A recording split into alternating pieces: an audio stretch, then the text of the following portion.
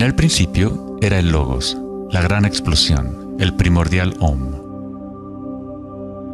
La teoría de la gran explosión dice que el universo físico surgió vertiginosamente de un punto singular inimaginablemente denso y caliente, llamado una singularidad, 1000 millones de veces más pequeño que la cabeza de un alfiler.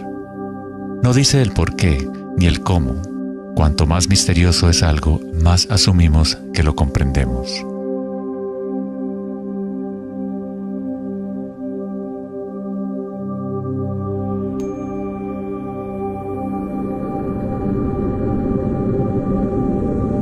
Antes se pensaba que la gravedad haría que se desacelerara eventualmente la expansión del universo, o que lo contraería en una gran implosión. Sin embargo, las imágenes del telescopio Hubble demuestran que la expansión del universo parece estar acelerándose, expandiéndose más y más desde su origen en la gran explosión. De alguna manera, hay más masa en el universo de la cual la física había predicho. Para justificar la masa perdida, los físicos dicen ahora que el universo está compuesto de solamente 4% de materia atómica, o lo que nosotros consideramos materia normal. 23% del universo es materia oscura y 73% es energía oscura, lo cual antes pensábamos que era espacio vacío. Es como un sistema nervioso invisible que recorre el universo conectando todas las cosas.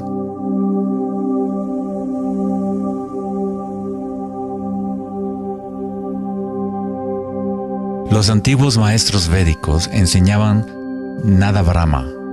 El universo es vibración. El campo vibratorio es la raíz de toda experiencia espiritual e investigación científica verdaderas. En el mismo campo de energía que santos, budas, yogis, místicos, chamanes, sacerdotes y videntes han observado al observar en su interior.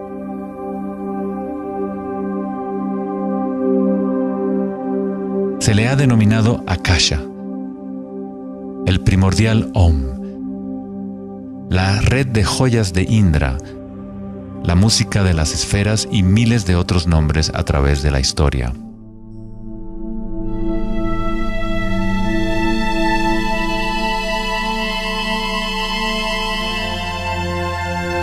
Es la raíz común de todas las religiones. Y el vínculo entre nuestros mundos interiores y exteriores.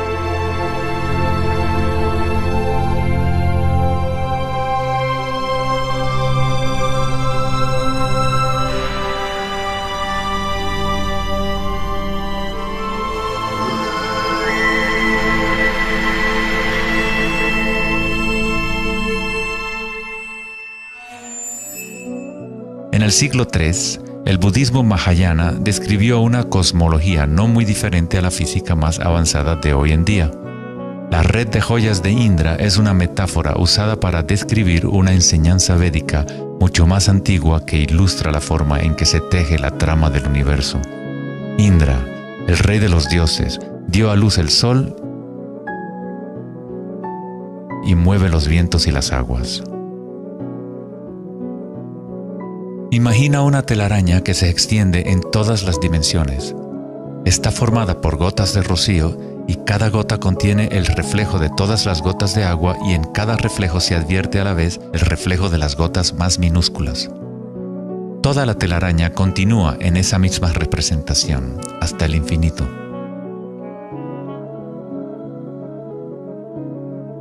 La red de Indra podría ser descrita como un universo holográfico, donde hasta el más mínimo rayo de luz contiene el patrón completo de la totalidad. Se hace referencia a veces al científico serbio-americano Nikola Tesla como el hombre que inventó el siglo XX. Tesla fue el responsable del descubrimiento de la electricidad de corriente alterna y muchos otros inventos que ahora son parte de la vida cotidiana. Debido a su interés en las antiguas tradiciones védicas, Tesla se encontraba en una posición única para comprender la ciencia a través de un modelo tanto oriental como occidental. Como todos los grandes científicos, Tesla investigó profundamente los misterios del mundo exterior, pero también observó profundamente su interior. Al igual que los antiguos yogis, Tesla utilizó el término akasha para describir el sentido etéreo que se extiende a lo largo de todo. Tesla estudió con Swami Vivekananda, un yogi que trajo las enseñanzas antiguas de India al occidente. En las enseñanzas védicas, akasha es el espacio en sí, el espacio que los otros elementos llenan, que existe simultáneamente con la vibración. Son inseparables. Akasha es el yin del yang del prana.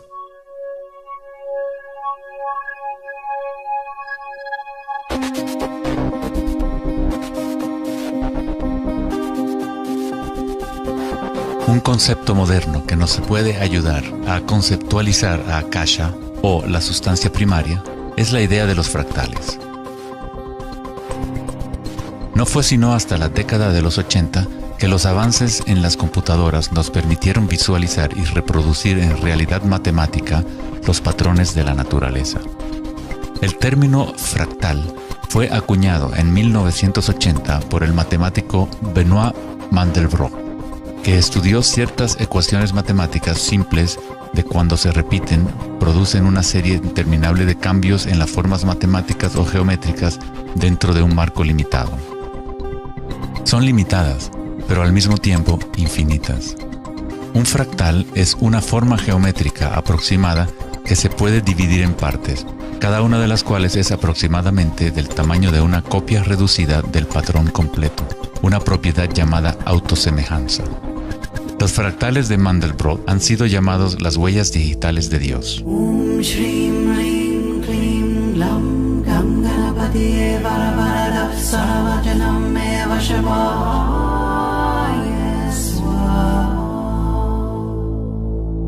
Estás viendo obras de arte creadas por la propia naturaleza.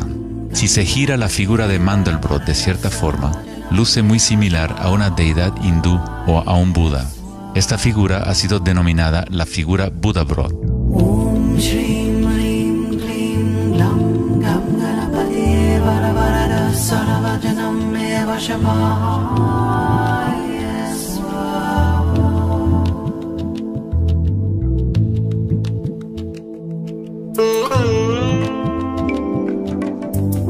Si nos fijamos en algunas formas de arte y arquitectura antigua, veremos que los humanos hemos asociado la belleza y lo sagrado con patrones fractales desde hace ya mucho tiempo.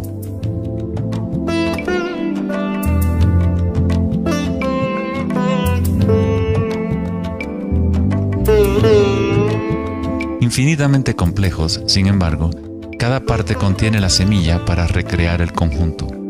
Los fractales han cambiado el punto de vista de los matemáticos respecto a la percepción y el funcionamiento del universo. Con cada nuevo nivel de aumento surgen diferencias del original. El cambio y la transformación constante ocurren a medida que atravesamos el nivel de un detalle fractal a otro. Esta transformación es el espiral cósmico, la inteligencia intrínseca de la matriz del espacio-tiempo.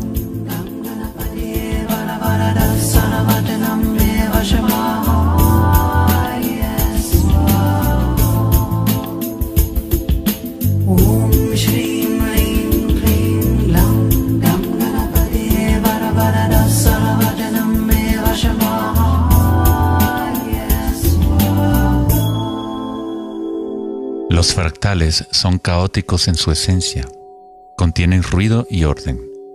Cuando nuestras mentes reconocen o definen un patrón, nos enfocamos en él como si fuera una cosa. Tratamos de encontrar los patrones que consideramos bellos, pero a fin de sostenerlos en nuestras mentes, debemos apartar el resto del fractal.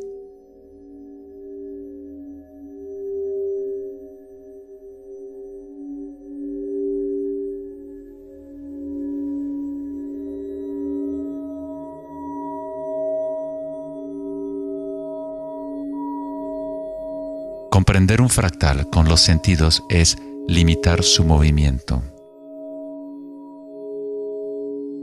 Toda la energía del universo es neutral, atemporal y carece de dimensiones. Nuestra propia creatividad y la capacidad de reconocimiento de patrones es la relación entre el microcosmos y el macrocosmos. el mundo eterno de las ondas y el sólido mundo de las cosas.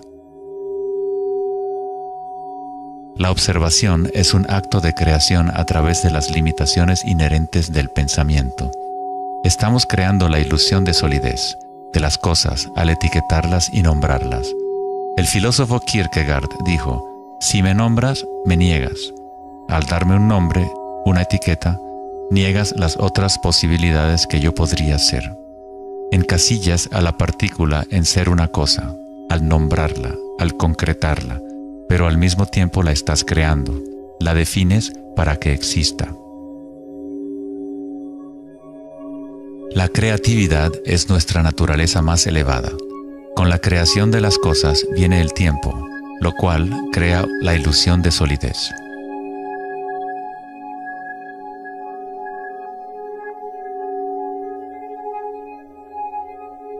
Einstein fue el primer científico en comprender que lo que nosotros consideramos espacio vacío no es la nada, posee propiedades y casi incalculables cantidades de energía son parte intrínseca de la naturaleza del espacio.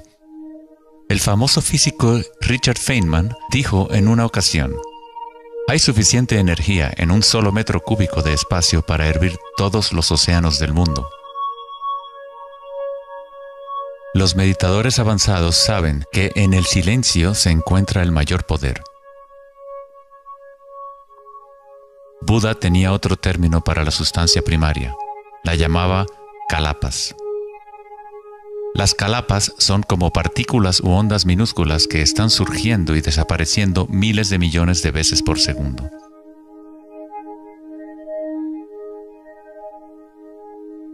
En ese sentido, la realidad es como una serie de cuadros en una cámara holográfica moviéndose rápidamente para crear la ilusión de continuidad. Cuando la conciencia se queda completamente inmóvil, se comprende la ilusión, pues es la conciencia misma la que genera la ilusión.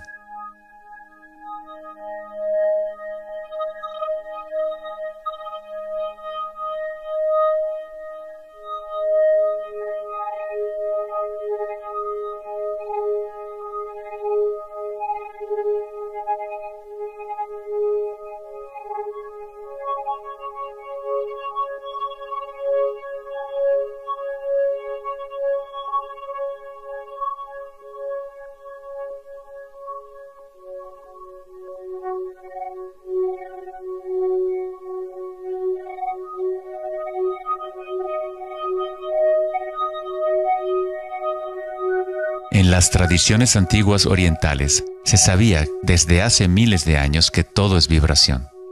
Nada Brahma, el universo es sonido. La palabra nada significa sonido o vibración y Brahma es el nombre de Dios. Brahma, al mismo tiempo, es el universo y es el creador. El artista y el arte son inseparables.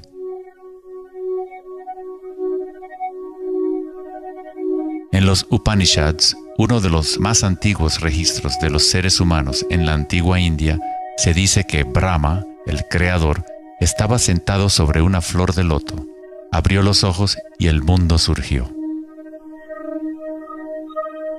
Brahma cierra sus ojos y un mundo entero cesa de existir.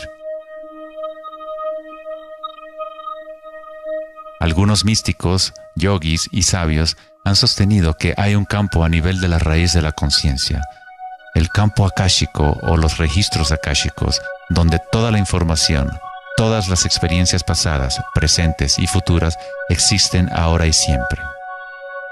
Es este campo o matriz de la que surgen todas las cosas. Desde las partículas subatómicas, las galaxias, las estrellas, los planetas y toda la vida.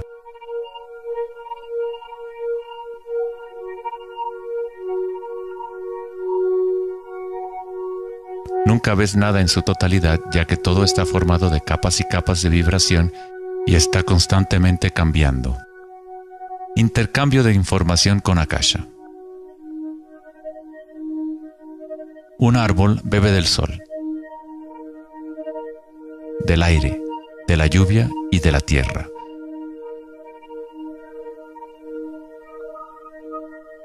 Un mundo de energía entra y sale de esta cosa llamada árbol. Cuando la mente pensante permanece en calma, observas la realidad tal como es. Todos los aspectos en conjunto, el árbol, el cielo y la tierra, la lluvia y las estrellas no están separadas. La vida y la muerte, el yo y el otro no están separados. Así como la montaña y el valle son inseparables. En las tradiciones indígenas de los Estados Unidos y en otras tradiciones indígenas, se dice que cada cosa tiene espíritu, lo cual es otra forma de decir, todo está conectado con la única fuente de vibración. Hay una conciencia, un campo, una fuerza que se mueve a través de todo. Este campo no está aconteciendo a tu alrededor, sino a través de ti y en calidad de tu esencia. Tú eres la U en la palabra universo. Eres los ojos con los cuales la creación se observa a sí misma. Cuando te despiertas de un sueño, te das cuenta que todo lo del sueño era parte de ti. Tú lo estabas creando. Es igual para lo que llamamos la vida real. Cada uno y cada cosa eres tú. La única conciencia mirando a través de cada ojo, bajo cada roca,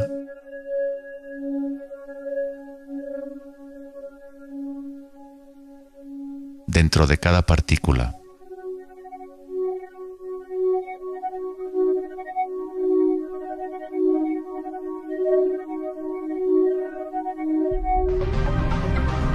Los investigadores internacionales del CERN, el Laboratorio Europeo de Física de Partículas, están buscando este campo que se extiende a lo largo de todas las cosas. Pero en lugar de mirar hacia adentro, miran al mundo físico externo. Científicos del laboratorio CERN en Ginebra, Suiza, anunciaron que habían encontrado el bosón de Higgs, o la partícula de Dios. Los experimentos del bosón de Higgs demostraron científicamente que un campo de energía invisible llena el vacío del espacio. El gran colisionador de hadrones del CERN consiste en un anillo de 17 millas de circunferencia en la que dos haces de partículas corren en direcciones opuestas, convergiendo y estrellándose casi a la velocidad de la luz. Los científicos observan lo que surge de las violentas colisiones. El modelo estándar no puede explicar cómo las partículas obtienen su masa. Todo parece estar compuesto de vibraciones, pero no hay ninguna cosa que esté siendo vibrada. Es como si hubiera un bailarín invisible, una sombra, danzando oculta en el valle del universo. Los demás bailarines siempre han danzado alrededor de este bailarín oculto. Hemos observado la coreografía, pero hasta ahora no podíamos ver el bailarín.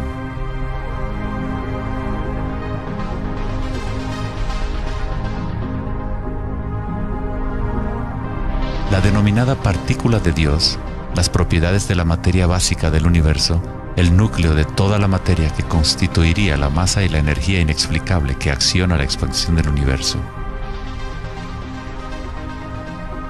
Pero lejos de explicar la naturaleza del universo, el descubrimiento del bosón de Higgs simplemente presenta un misterio aún mayor, dejando al descubierto un universo que es aún más misterioso de lo que nunca habíamos imaginado. La ciencia se acerca al umbral entre la conciencia y la materia. El ojo con el cual observamos el campo primordial y el ojo con el cual el campo nos observa son uno y el mismo.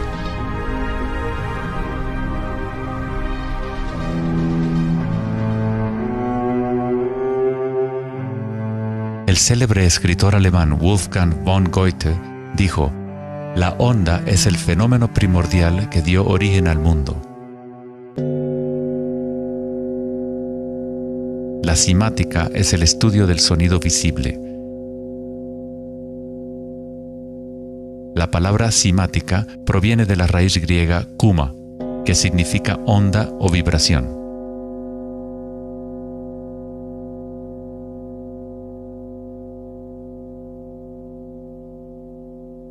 Uno de los primeros científicos occidentales que estudió con seriedad el fenómeno de las ondas fue Ernst Chladni, un músico y físico alemán que murió en el siglo XVIII.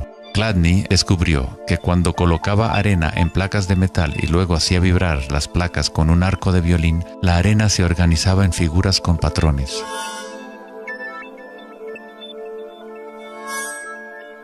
Diferentes formas geométricas aparecían dependiendo de la vibración producida. Chladni registró un catálogo completo de estas formas que se conocen como las figuras de Chladni. Muchos de estos patrones se pueden encontrar en todo el mundo de la naturaleza. Es el caso de las marcas distintivas de la tortuga o los patrones de manchas del leopardo.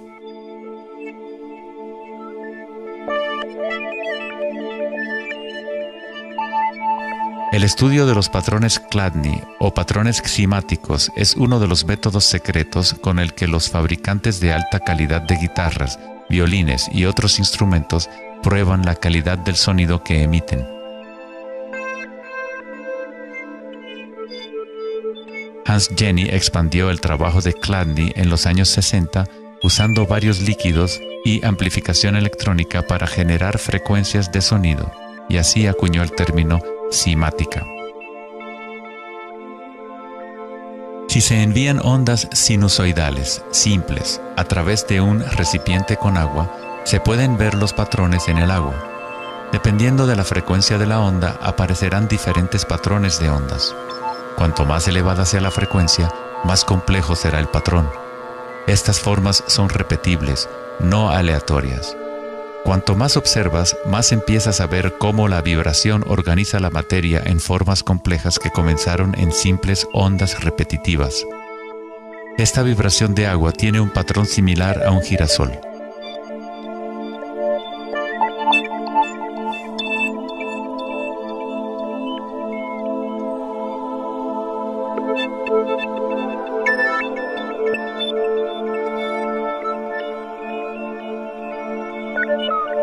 Tan solo cambiando la frecuencia de sonido se obtiene un patrón diferente.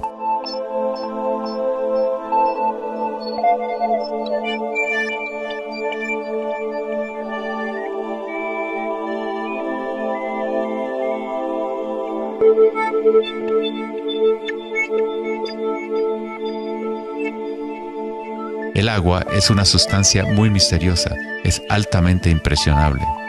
Es decir, puede recibir y retener la vibración. Debido a su capacidad y sensibilidad de resonancia elevada y a su disposición interna para resonar, el agua responde instantáneamente a todos los tipos de ondas acústicas. Agua y tierra vibrante constituyen la mayoría de la masa en las plantas y los animales. Es fácil observar cómo simples vibraciones en el agua pueden crear patrones reconocibles naturales, pero a medida que agregamos sólidos y aumentamos la amplitud, las cosas se ponen aún más interesantes. Al añadir almidón de maíz al agua, obtenemos fenómenos más complejos.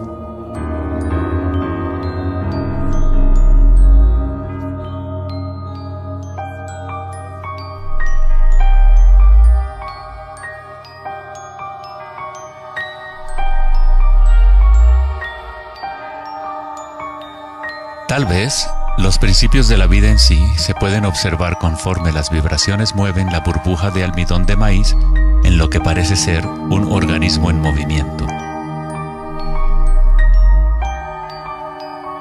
El principio que anima el universo se describe en todas las grandes religiones usando las palabras que reflejan los conocimientos de ese momento en la historia. En el idioma de los incas, el imperio más grande de la América precolombina, la palabra para cuerpo humano es Alpacamasca, lo que significa literalmente tierra viviente. En la Cábala o misticismo judío hablan del nombre divino de Dios, el nombre impronunciable. No se puede pronunciar debido a que es una vibración que está en todas partes. Se trata de todas las palabras, toda la materia. Todo es la palabra sagrada. El tetaedro es la forma más simple que puede existir en 3 dimensiones. Algo debe tener por lo menos 4 puntos para tener realidad física. La estructura del triángulo es el único patrón de la naturaleza que se autoequilibra. En el Antiguo Testamento, la palabra tetragramaton se utilizaba a menudo para representar una cierta manifestación de Dios. Se usaba cuando se hablaba de la palabra de Dios o del nombre especial de Dios, logos o la palabra primordial. Las antiguas civilizaciones sabían que en la estructura de la raíz del universo estaba la figura tetraédrica. De esta forma, la naturaleza exhibe un impulso fundamental hacia el equilibrio, Shiva, pero a la vez exhibe un impulso fundamental hacia el cambio, Shakti.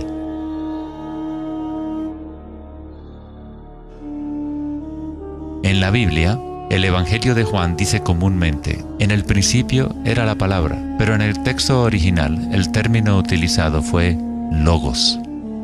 El filósofo griego Heráclito, quien vivió alrededor de 500 años antes de Cristo, se refirió al logos como algo fundamentalmente incognoscible, el origen de toda repetición, patrón y forma. Los filósofos estoicos que siguieron las enseñanzas de Heráclito identifican el término con el principio inspirador divino que impregna el universo.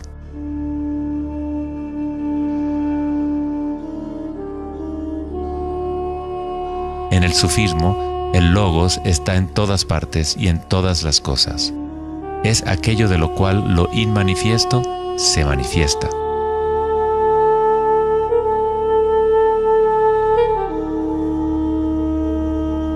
En la tradición hindú, Shiva Nataraja significa literalmente Señor de la danza. El cosmos entero danza al tambor de Shiva. Todo está imbuido o impregnado con la pulsación. El mundo puede seguir evolucionando y cambiando solo mientras Shiva siga danzando. De otra forma, colapsa de regreso a la nada. Mientras que Shiva representa nuestra conciencia de espectadores, Shakti es la sustancia o la materia del mundo. Mientras que Shiva yace en meditación, Shakti trata de incitarlo a la danza. Como el yin y el yang, el bailarín y el baile existen como uno.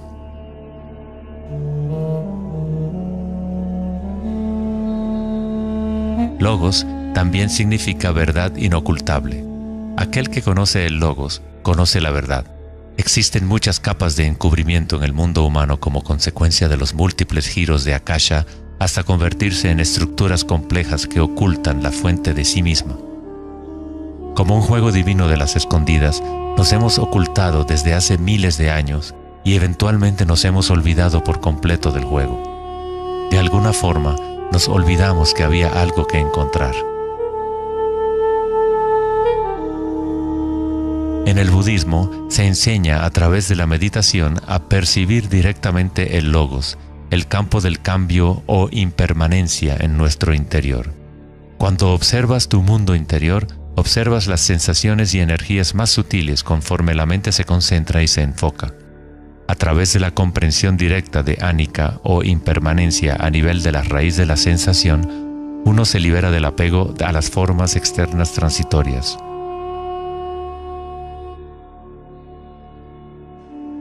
Una vez que tomamos conciencia de que hay un campo vibratorio que es la raíz común de todas las religiones, ¿cómo podemos decir mi religión? O este es mi Om primordial, mi campo cuántico.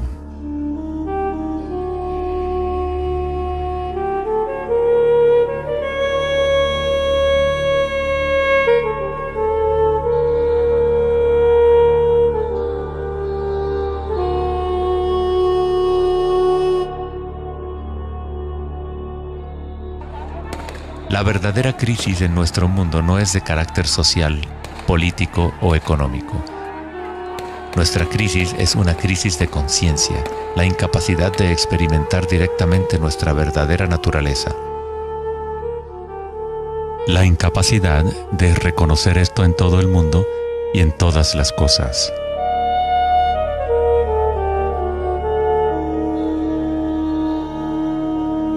En la tradición budista, el bodhisattva es la persona con una naturaleza búdica despierta.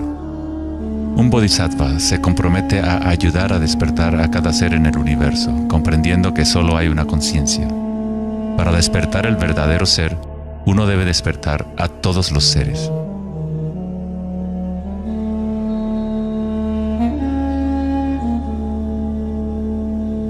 Existen innumerables seres conscientes en el universo a quienes me comprometo a ayudar a despertar. Mis imperfecciones son inagotables. Prometo vencerlas todas. El Dharma es inescrutable. Me comprometo a conocerlo. El camino a despertar es inalcanzable. Me comprometo a alcanzarlo.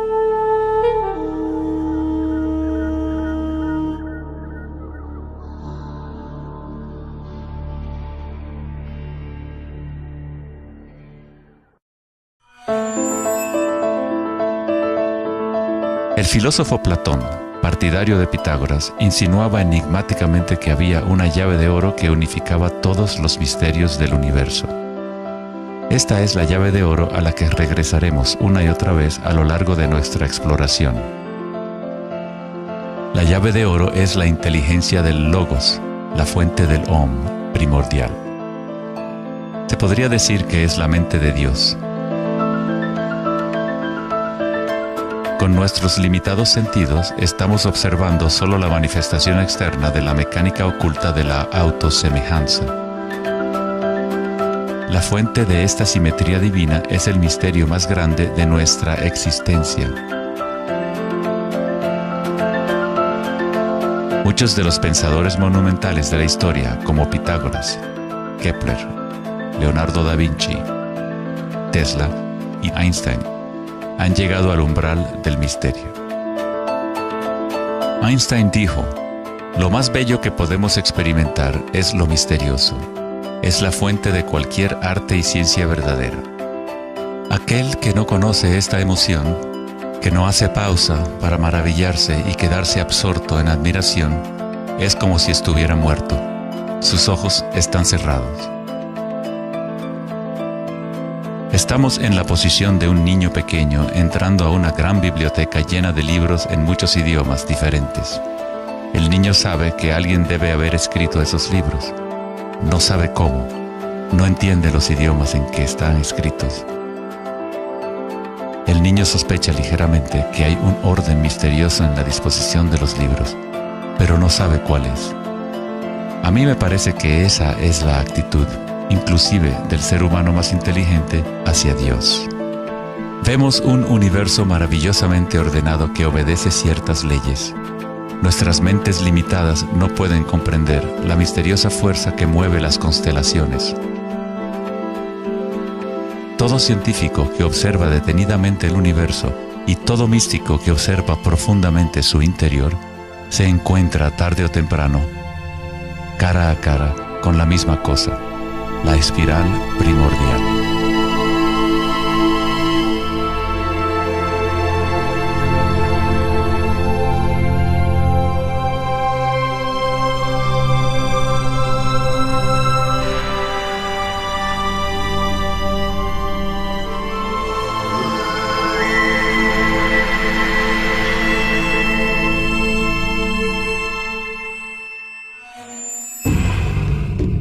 Mil años antes de la creación del antiguo observatorio de Stonehenge, la espiral era un símbolo predominante en la Tierra.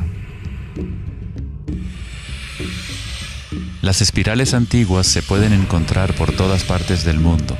Miles de espirales antiguas como estas se pueden encontrar en toda Europa, Nuevo México y Utah en Estados Unidos, Australia, China y Rusia, en virtualmente todas las culturas indígenas de la Tierra. Las espirales antiguas simbolizan el crecimiento, la expansión y la energía cósmica encarnada en el Sol y en el cielo. La forma espiral refleja el macrocosmos del universo mismo revelándose. En las tradiciones indígenas, la espiral es la fuente energética, la madre primordial. Las espirales neolíticas de Newgrange, Irlanda, se remontan a 5000 años.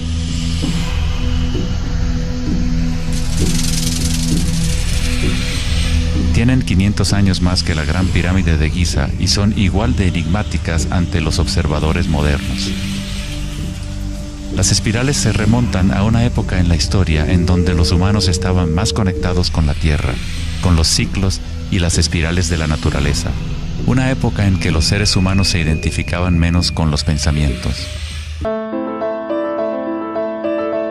La espiral es lo que percibimos como la fuerza de torsión en el universo. El prana, o fuerza creativa, hace girar a Akasha en una secuencia de formas sólidas. Se encuentra en todos los niveles entre el macrocosmos y el microcosmos, desde las galaxias espirales hasta los sistemas meteorológicos, el agua en tu bañera y tu ATM.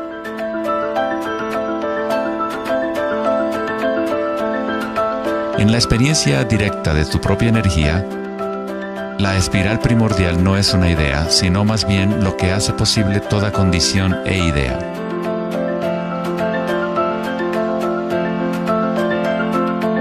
Varios tipos de espirales y hélices se encuentran en todo el mundo de la naturaleza. Caracoles,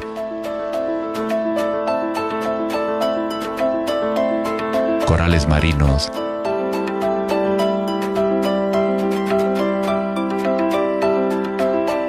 telarañas,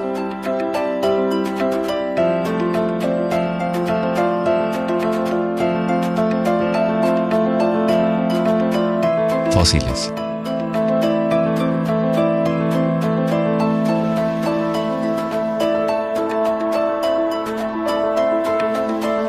En las colas de los caballitos de mar,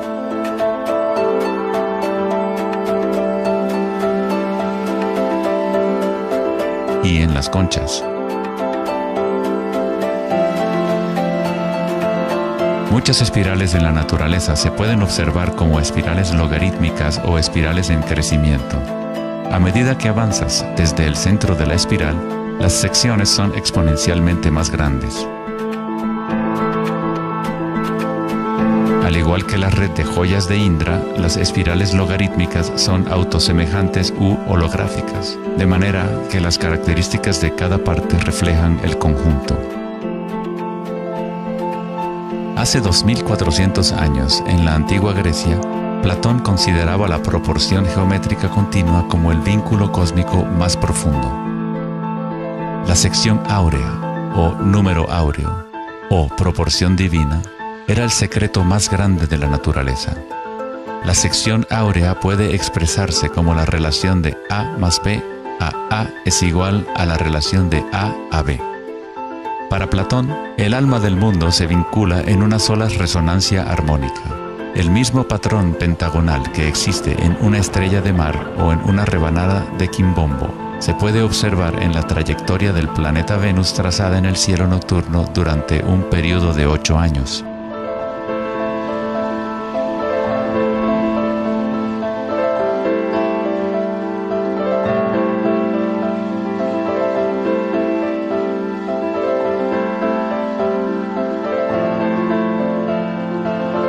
Se observa en el mundo inteligible de las formas en el cielo y en el mundo visible de los objetos materiales en la tierra, a través de este principio de la autosemejanza geométrica. Desde los patrones autosemejantes del brócoli romanesco hasta las ramas de las galaxias, las espirales logarítmicas son patrones omnipresentes y arquetípicos. Nuestra galaxia de la Vía Láctea tiene varias ramas espirales logarítmicas con una pendiente de unos 12 grados. Cuanto mayor la pendiente de la espiral, más compactos son los giros. Al observar una planta que crece a intervalos de tiempo en un video, uno es testigo de su danza con la espiral de la vida.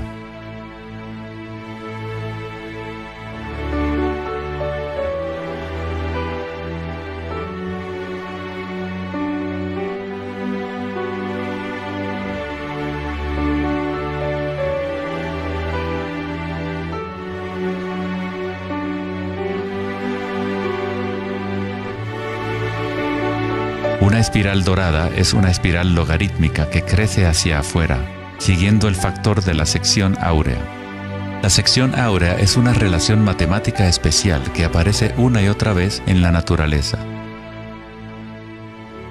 El patrón que se observa a continuación se denomina la serie de Fibonacci o la secuencia de Fibonacci. La serie de Fibonacci se desarrolla de tal manera que cada número es la suma de los dos números anteriores. El matemático y astrónomo alemán Kepler descubrió que patrones autosemejantes de espirales son observables de la manera en la cual las hojas están dispuestas en los tallos de las plantas, o en el orden de los pétalos y los capullos de las flores. Leonardo da Vinci observó que el espacio en las hojas tenía a menudo forma de patrones espirales. Estos patrones se llaman filotaxis o patrones de disposición de las hojas.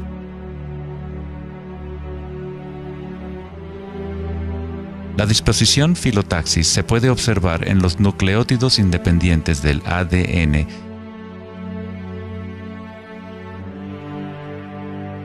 y en todo, desde los árboles genealógicos de conejos reproductores hasta en las piñas del pino, de los cactus a los copos de nieve, y en organismos simples como las diatomeas. Las diatomeas son uno de los tipos más comunes de fitoplancton, organismos unicelulares que sirven de alimento a numerosas especies en la cadena alimenticia.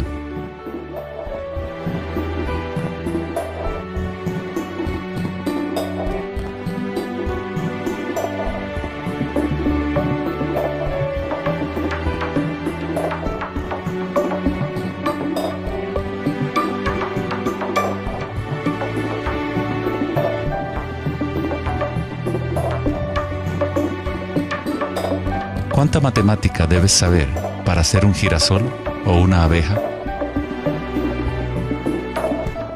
La naturaleza no consulta al departamento de física para producir un brócoli. La estructura en la naturaleza ocurre automáticamente. Los científicos en el campo de la nanotecnología utilizan el término autoensamblaje para describir la forma en la cual se forman los complejos, como en la fase inicial de la formación hexagonal de ADN. En la ingeniería de la nanotecnología, los nanotubos de carbono se componen de una disposición similar de materiales. La naturaleza hace este tipo de geometría una y otra vez sin esfuerzo, automáticamente, sin una calculadora. La naturaleza es precisa y extremadamente eficiente. Según el famoso arquitecto y autor Buckminster Fuller, estos patrones son una función del espacio-tiempo. El ADN y el panal de abejas tienen esa forma por la misma razón que una burbuja es redonda. Es la forma más eficiente que requiere la menor cantidad de energía. El espacio en sí tiene una forma y permite solo ciertas configuraciones de la materia, siempre volviendo a lo más eficiente. Estos patrones son la forma más fuerte y eficiente de construir estructuras arquitectónicas como las cúpulas geodésicas.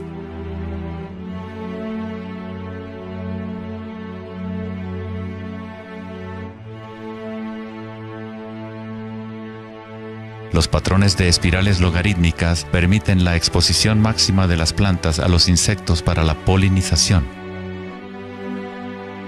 La máxima exposición a la luz solar y la lluvia que les permite llevar el agua de manera eficiente y en espiral hacia sus raíces. Las aves rapaces utilizan el patrón de espiral logarítmica para acechar a su próxima presa. Volar en espiral es la forma más eficiente de cazar.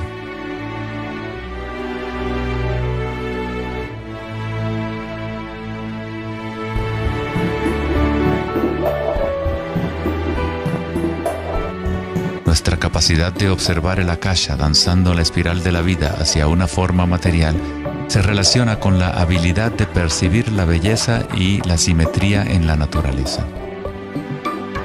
El poeta William Blake dijo: "El universo vegetativo se abre como una flor desde el centro de la tierra en donde mora la eternidad. Se expande desde las estrellas hasta el caparazón mundano y ahí se encuentra con la eternidad de nuevo, tanto desde dentro como desde fuera".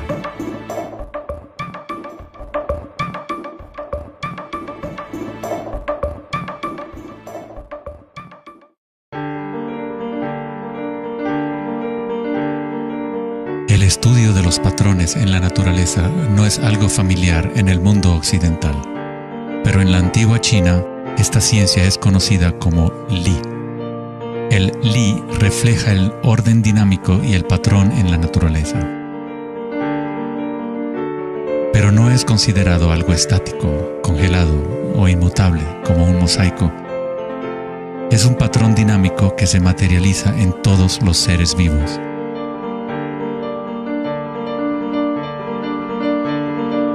Las arterias de las hojas, las marcas de las tortugas y los patrones de vetas en las rocas son todas expresiones del lenguaje secreto de la naturaleza y del arte.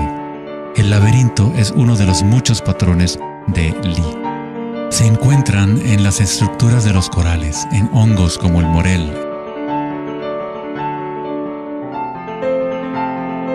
en coles y en el cerebro humano. El patrón celular es otro patrón común en la naturaleza. Existe una gran variedad de diferentes estructuras celulares, pero todas tienen un orden similar definido según su propósito y función.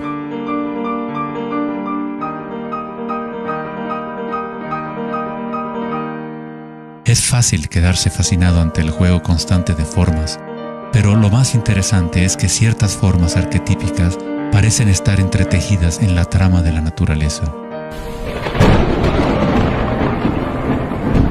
El patrón de ramificación es otro patrón Li, o modelo arquetípico observable en todos los niveles y en todas las escalas fractales.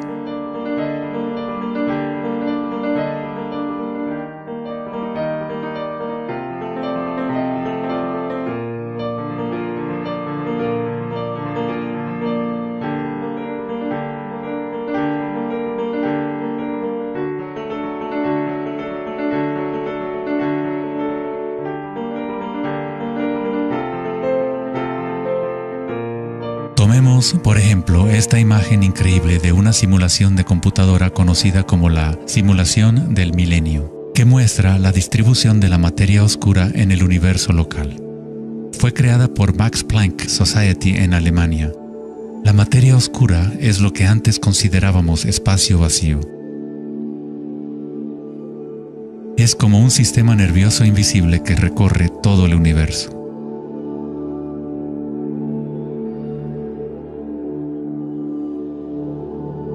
El universo es literalmente como un cerebro gigante. Está constantemente utilizando un tipo de energía oscura u oculta que solo hasta ahora la ciencia empieza a entender. A través de esta red inmensa, la insondable energía se mueve proporcionando el impulso para la expansión y el crecimiento del universo.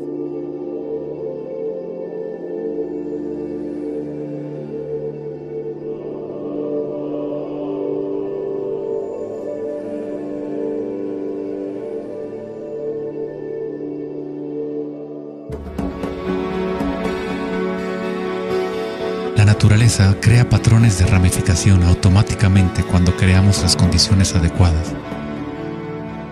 La naturaleza es una máquina generadora de arte o un motor creador de belleza. Aquí, la electricidad se utiliza para hacer crecer las ramas de cristal plata. El metraje es en intervalos de tiempo a medida que crecen durante varias horas. Los cristales se forman sobre el cátodo de aluminio cuando los iones se depositan por electrólisis a partir de una solución de nitrato de plata. La formación es autoorganizadora. Estás viendo arte generado por la propia naturaleza. Johann Wolfgang von Goethe dijo: "La belleza es una manifestación de las leyes secretas de la naturaleza, que de otra manera estarían ocultas para nosotros por siempre". En este sentido, todo en la naturaleza está vivo, organizándose a sí mismo. Cuando se usa alto voltaje en la ramificación fractal, esto se vuelve todavía más obvio. Está sucediendo en tiempo real.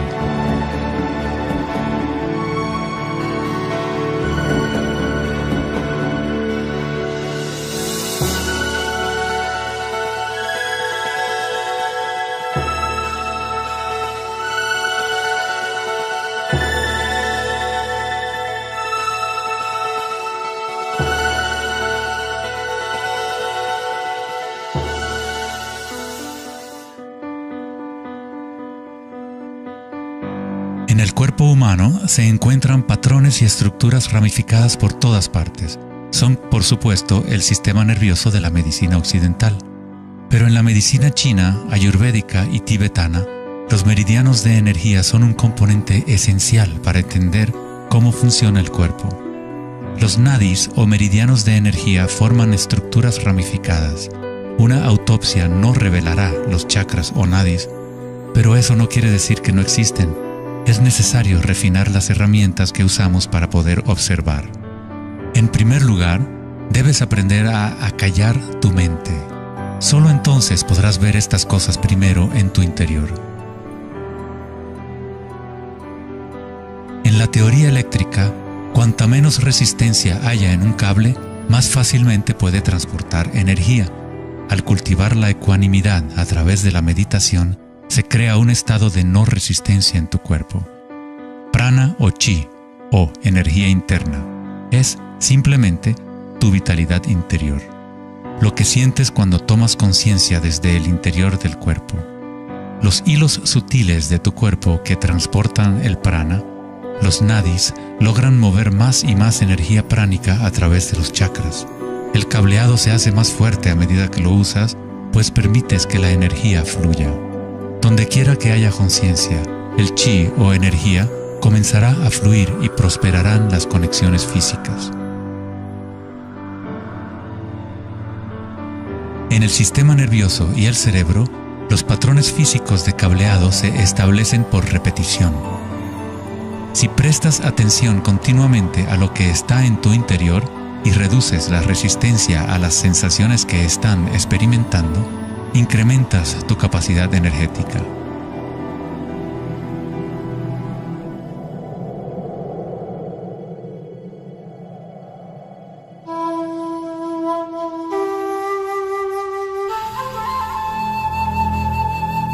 En el taoísmo, el símbolo del yin y el yang representa la interpenetración de las fuerzas en espiral de la naturaleza. El yin y el yang no son dos y no es uno. El antiguo concepto del ara está representado por un yin y yang o remolino en espiral. Es el centro de energía localizado en el abdomen, debajo del ombligo. Ara significa literalmente mar u océano de energía. En China, el ara es llamado el Dantien inferior. En muchas formas de artes marciales asiáticas, se dice que el guerrero con ara fuerte es imparable. En la tradición samurái, una forma de suicidio ritual o seppuku era el harakiri. Esto significa traspasar tu propio ara, desconectando el chi o canal de energía. Moverse desde este centro crea el movimiento enraizado y lleno de gracia que se ve no solo en las artes marciales,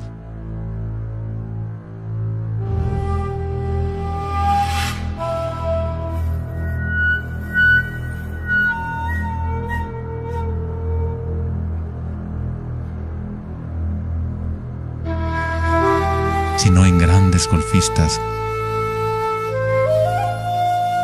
bailarinas de danza del vientre,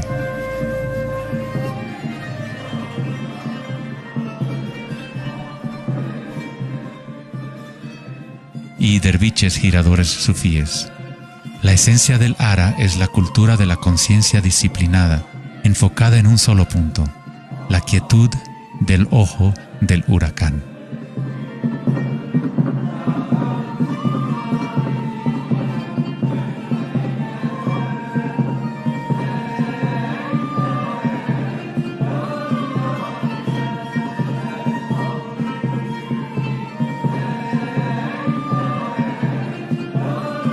Es el instinto de nuestras entrañas con relación a nuestra propia fuente de energía.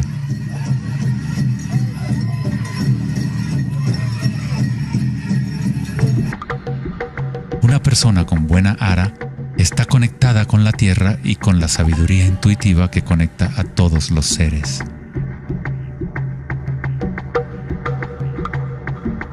Pensar con tu vientre, el ara de Kengasai, es conectarte con tu sabiduría interior.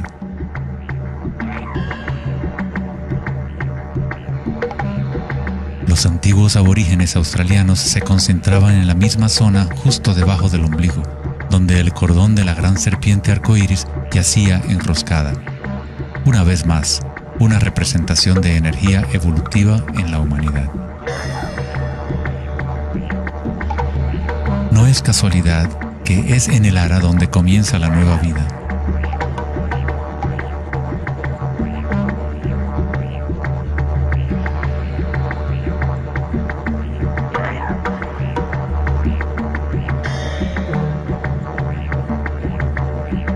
El sistema nervioso entérico, a veces llamado cerebro intestinal, es capaz de mantener una matriz compleja de conexiones similares a las del cerebro en la cabeza, con sus propias neuronas y neurotransmisores. Puede actuar de forma autónoma, es decir, con su propia inteligencia. Se podría decir que el cerebro intestinal es una versión fractal del cerebro de la cabeza, o tal vez el cerebro de la cabeza es una versión fractal del cerebro intestinal. Un oso sano tiene un ara fuerte. Cuando un oso sabe dónde hurgar para encontrar hierbas, sigue el movimiento del chi a través de sus sentidos, centrando en el ara o vientre. Esta es la conexión del oso con la cabaña de los sueños, el lugar en las tradiciones indígenas de donde proviene todo el conocimiento y regresa hacia la espiral de la vida. Pero, ¿cómo conocían los antiguos pueblos la espiral si la ciencia moderna está apenas empezando ahora a reconocer su importancia? Pregúntale a las abejas. Ellas no se han olvidado de amar. Las abejas tienen una conexión especial con la fuente como parte de un sistema simbiótico que ayuda a la belleza y a la diversidad a florecer. Son un puente entre el macrocosmos y el microcosmos. Hay un corazón que nos conecta a todos, como una mente colectiva, por llamarla así. Al igual que un cerebro abierto, la colmena envía sus sueños al mundo para manifestarse.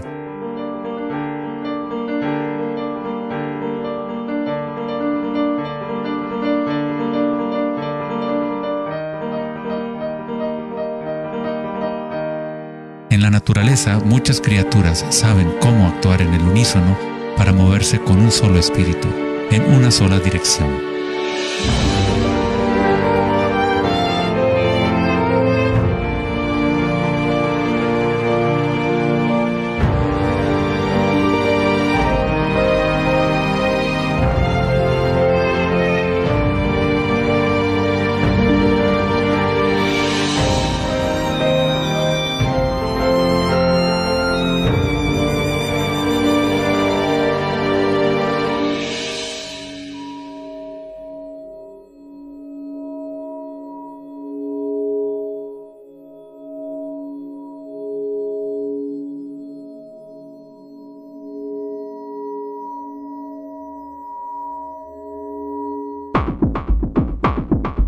Pero no todos se benefician de las otras especies a su alrededor. Por ejemplo, la cigarra devora todo en su camino. Una cigarra no tiene ninguna otra opción que actuar como cigarra. Nunca va a producir miel ni a polinizar plantas como una abeja. El comportamiento de una cigarra es rígido, pero un ser humano es único en el sentido de que podemos actuar como una abeja o como una cigarra. Tenemos la libertad de cambiar y manipular los patrones de la forma en que interactuamos con el mundo. Podemos existir en simbiosis o como parásitos.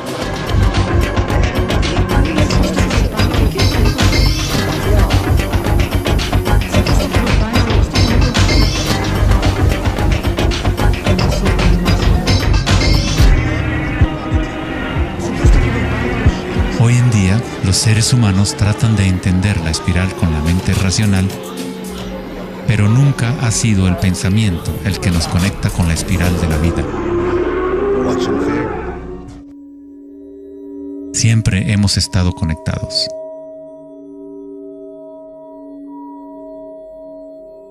El pensamiento ha sido lo que nos ha mantenido en la ilusión de la separación dentro de nuestras propias identidades. El pensamiento es la creación de la separación, la experiencia de limitación. Cuanto más nos alineamos con el pensamiento, más nos alejamos de la fuente. Las culturas antiguas menos orientadas al pensamiento se alineaban con la espiral de una manera más directa y personal de lo que nosotros hacemos hoy en día. En la antigua India, el Kundalini es una representación de la propia energía interior que se mueve a lo largo de la columna vertebral en un patrón en forma de serpiente o hélice. En las antiguas tradiciones yogis de la India, los mundos interiores de las personas de la época se comparaban con las culturas que se centraban en el ara. Equilibrar el poder de la espiral con la quietud propia de la observación de tu conciencia es alinearte con tu pleno potencial evolutivo, para florecer como el ser original y multifacético que fuiste concebido. Ida, el femenino o canal lunar, está conectado al cerebro derecho y Pingala, el canal masculino o solar, está conectado al cerebro izquierdo. Cuando estos dos canales están en equilibrio, la energía fluye hasta un tercer canal, Sushumna, en el centro de la columna vertebral, energizando los chakras y desbloqueando nuestro pleno potencial evolutivo. La palabra chakra es una antigua palabra sánscrita que significa rueda de energía. El Kundalini es nada menos que la espiral primordial que, como una danza, hace emerger tu vida humana a la existencia. Es un orden diferente de energía al que normalmente conocemos, como un puente de materia bruta para las energías más sutiles. Tú eres ese puente. El Kundalini no es una energía que pueda ser forzada a través de la voluntad, el esfuerzo ni la fricción. Es similar a cultivar una flor. Todo lo que podemos hacer como buenos jardineros es preparar la tierra y las condiciones adecuadas y luego dejar que la naturaleza siga su curso. Si obligas a una flor a florecer prematuramente, la destruyes. La flor crece con su propia inteligencia, con su propia guía de organización. La mentalidad egoica que se obsesiona con el mundo exterior es lo que te impide experimentar tu verdadera naturaleza vibratoria. Cuando la conciencia se vuelca hacia el interior, se asemeja a los rayos del sol y comienza a florecer el loto interior. Conforme el Kundalini despierta en nuestro interior, comenzamos a notar el distintivo de la espiral en todas las cosas. En todos los patrones internos y externos, esta espiral es el vínculo entre nuestros mundos interiores y exteriores.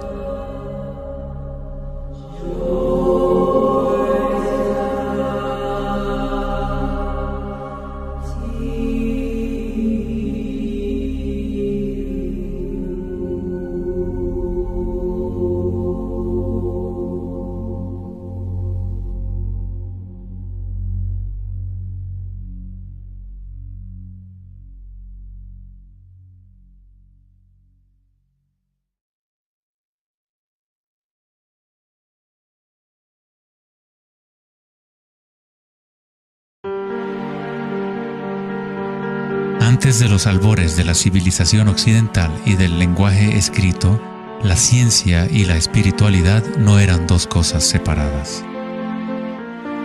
En las enseñanzas de las grandes tradiciones antiguas, la búsqueda externa de conocimiento y certeza era compensada por un sentimiento interior de impermanencia y comprensión intuitiva de la espiral del cambio. A medida que el pensamiento científico se hizo más predominante y la información se fue multiplicando, comenzó la fragmentación en nuestros sistemas de conocimiento. El incremento de la especialización significaba que menos personas eran capaces de ver el panorama general, de sentir e intuir la estética del sistema en su conjunto. Nadie se preguntaba, ¿será que todo este razonamiento es bueno para nosotros? La sabiduría antigua está aquí entre nosotros, oculta a plena vista. Pero estamos demasiado preocupados con nuestros pensamientos como para reconocerla. Esta sabiduría olvidada es la manera de restablecer el equilibrio entre lo interno y lo externo, el yin y el yang, entre la espiral del cambio y la quietud de nuestro centro.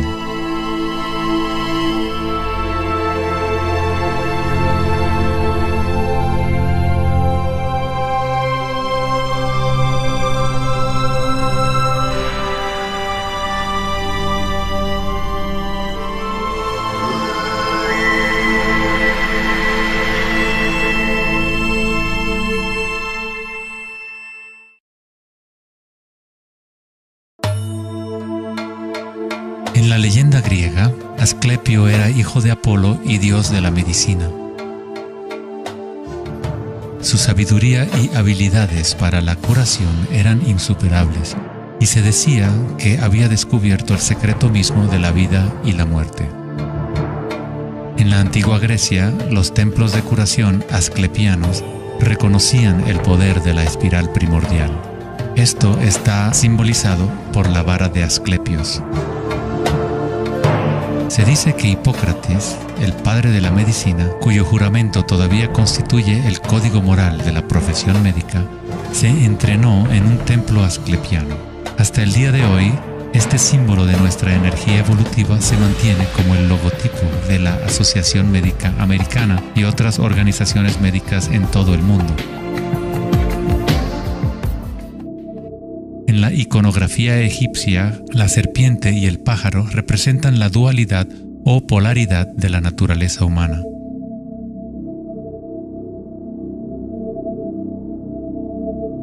La serpiente en dirección descendiente es la espiral manifestada y la energía evolutiva del mundo.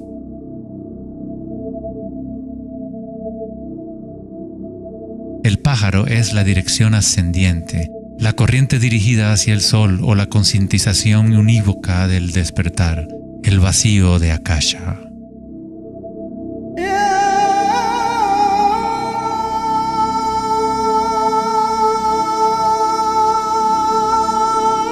Faraones y dioses son representados con su energía despierta, en donde la serpiente Kundalini asciende por la columna vertebral y traspasa el chakra ajna entre los ojos.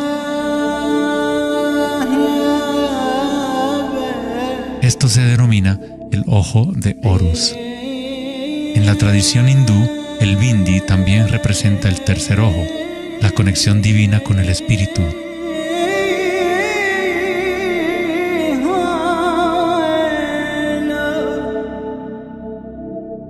La máscara de Tutankamón es un ejemplo clásico que muestra temas de serpientes y aves.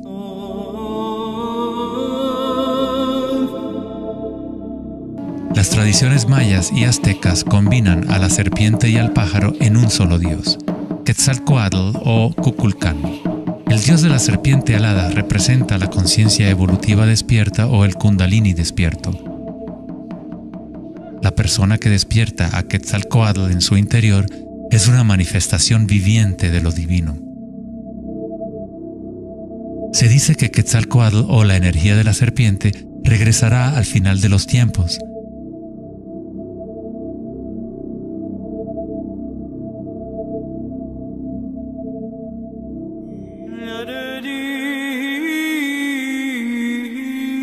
Los símbolos de la serpiente y las aves se pueden también encontrar en el cristianismo.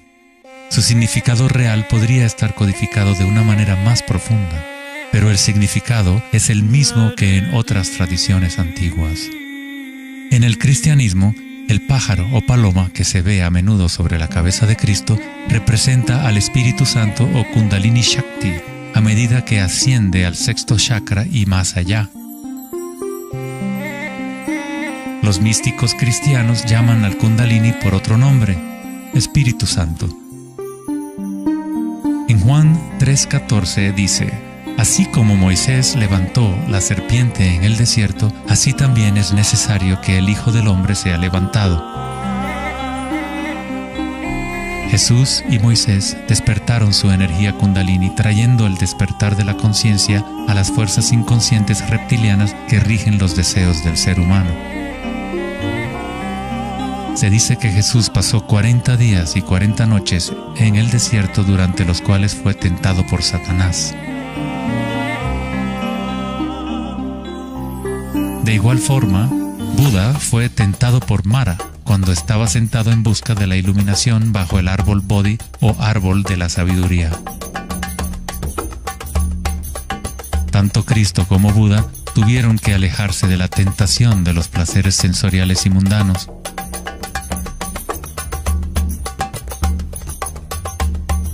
En ambas historias, el demonio es la personificación de los propios apegos.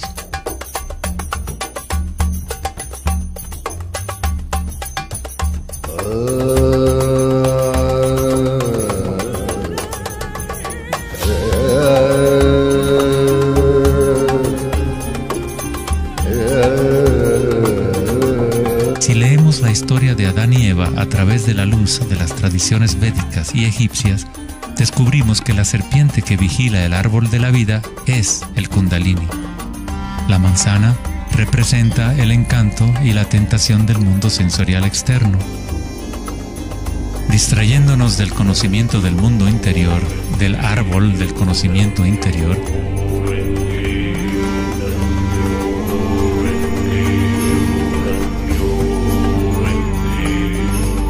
el árbol es simplemente la red de nadis o meridianos de energía dentro de nosotros mismos, que forma literalmente estructuras ramificadas por todo el cuerpo.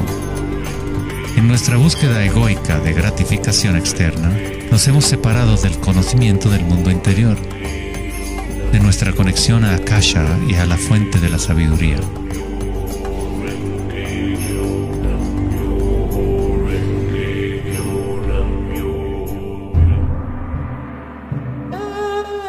Muchos de los mitos históricos del mundo sobre dragones pueden interpretarse como metáforas de las energías internas de las culturas de las cuales forman parte.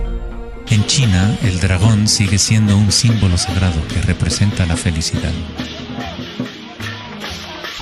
Al igual que los faraones egipcios, los antiguos emperadores chinos que habían despertado sus energías evolutivas fueron representados por la serpiente alada o dragón.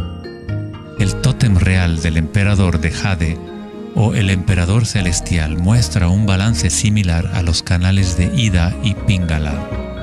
El yin y el yang del taoísmo es el despertar del centro pineal, o como lo denomina el taoísmo, el Dantien superior.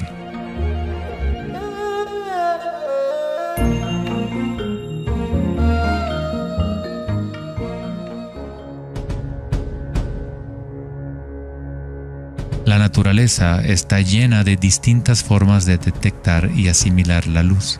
Por ejemplo, un erizo de mar puede, en verdad, ver con su cuerpo espinado que actúa como un gran ojo.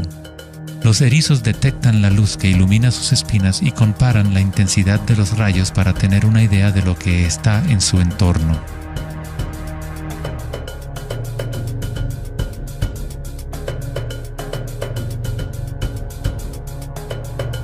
Las iguanas verdes y otros reptiles tienen un ojo parietal o glándula pineal en la parte superior de la cabeza que utilizan para detectar depredadores desde arriba.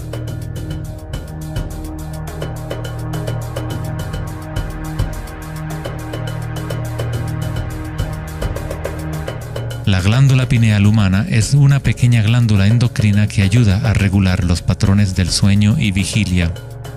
A pesar de que está oculta profundamente en la cabeza, la glándula pineal es sensible a la luz.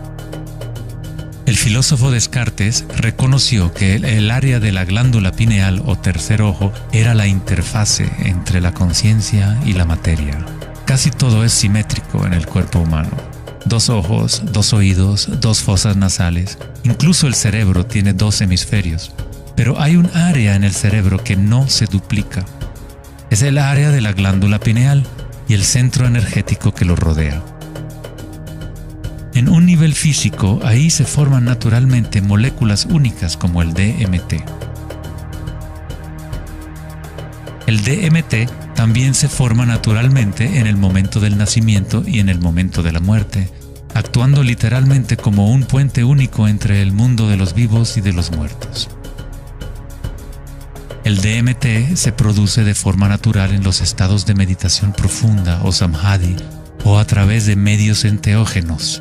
Por ejemplo, la ayahuasca es usada en tradiciones chamánicas de América del Sur para eliminar el velo entre los mundos internos y externos. La palabra pineal en sí tiene la misma raíz que la piña del pino, pues la glándula pineal representa un patrón espiral de filotaxis similar. Este modelo, que también conocido como flor del patrón de vida, es común en obras de arte antiguas que representan seres iluminados o despiertos. Cuando la imagen de la piña del pino se observa en formas de artes sacras, representa el despertar del tercer ojo, la conciencia unívoca que dirige el flujo de energía evolutiva. La piña del pino representa el florecimiento de los chakras superiores que se activan mientras Sushumna se eleva hasta el chakra Ajna y más allá. En la mitología griega, los seguidores de Dionisio llevaban una panícula o báculo gigante, envuelto en hojas enredadera en espiral y una piña de pino en el extremo superior. Una vez más, representa la energía de Dionisio o Kundalini Shakti, mientras asciende por la columna vertebral al cuerpo pineal del sexto chakra. En el corazón del Vaticano, tal vez esperarías ver una gigantesca escultura de Jesús o María, y en su lugar hay una estructura de piña de pino gigante, lo que indica que en la historia cristiana pudo haber habido conocimiento de los chakras y el Kundalini, pero por alguna razón se mantuvo oculto de las masas. La explicación oficial de la Iglesia es que la piña del pino es un símbolo de regeneración y representa la nueva vida en Cristo.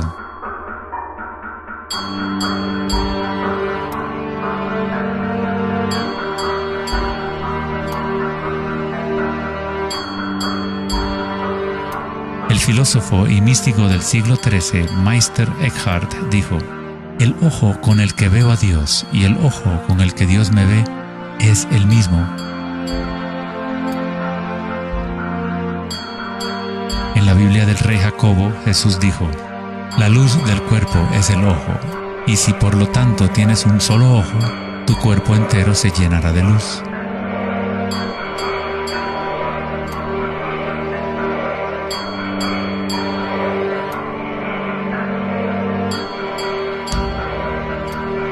Buda dijo: "El cuerpo es el ojo". En estado de Samadhi, uno es a la vez el observador y el observado. Somos el universo consciente de sí mismo.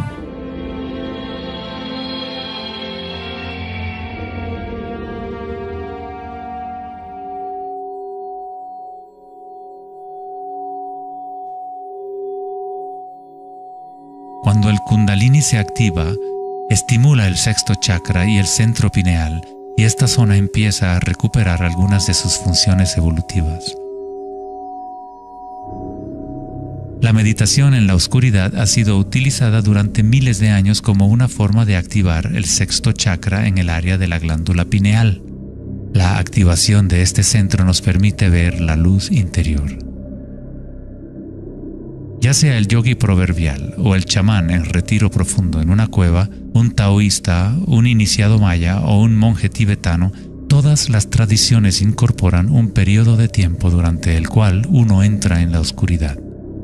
La glándula pineal es la puerta a la experiencia directa de la propia energía sutil. El filósofo Nietzsche dijo: "Si miras fijamente al abismo durante el tiempo suficiente, eventualmente descubrirás que el abismo te mira fijamente de regreso". Los dólmenes o las antiguas tumbas en formas de pórtico se encuentran entre las estructuras más antiguas que quedan en la Tierra. La mayoría datan del periodo neolítico de 3000 a 4000 años antes de Cristo, y algunos en Europa occidental tienen 7000 años de antigüedad. El dolmen se utilizaba para entrar en meditación perpetua como una forma para los humanos de formar un puente entre el mundo exterior e interior. A medida que uno continúa meditando en la oscuridad total, eventualmente empieza a observar la energía interna o luz al activarse el tercer ojo. Los ritmos circadianos que se rigen por el sol y los canales de la luna dejan de controlar las funciones del cuerpo y se establece un nuevo ritmo.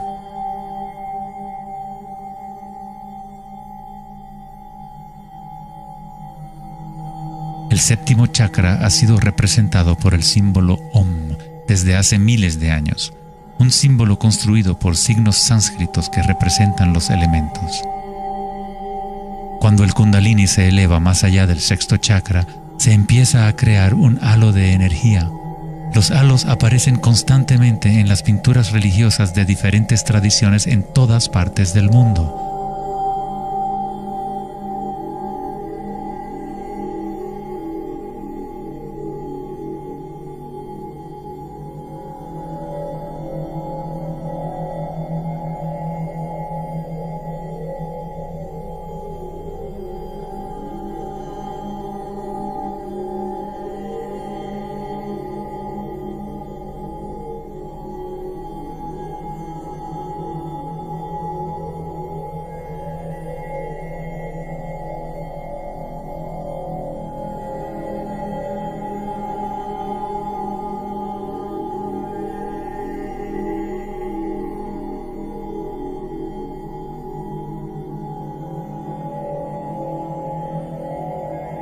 El halo, o la imagen de un distintivo energético alrededor de un ser despierto, es común en virtualmente todas las religiones, en todas partes del mundo. El proceso evolutivo de despertar los chakras no es propiedad de un grupo o de una religión, es el derecho inalienable de todo ser humano en el planeta.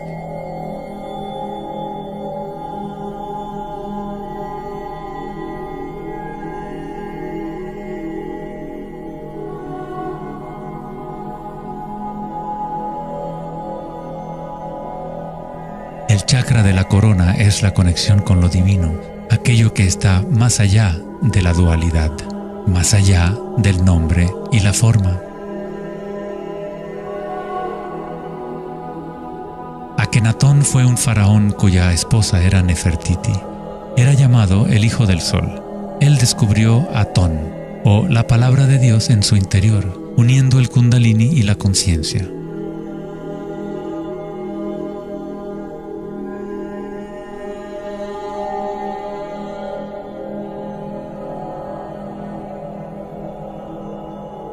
En la iconografía egipcia, una vez más, la conciencia despierta está representada por el disco solar que vemos sobre las cabezas de dioses o seres despiertos.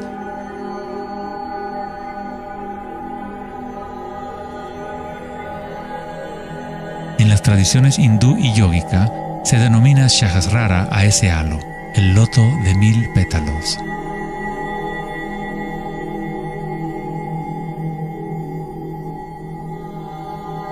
El Buda está asociado con el símbolo de la flor de loto. El patrón de filotaxis es el mismo modelo que se puede encontrar en una flor de loto. Es la flor del patrón de la vida, la semilla de la vida. Es el patrón fundamental en el cual todas las formas encajan. Es la forma absoluta del espacio mismo o una cualidad inherente a Akasha.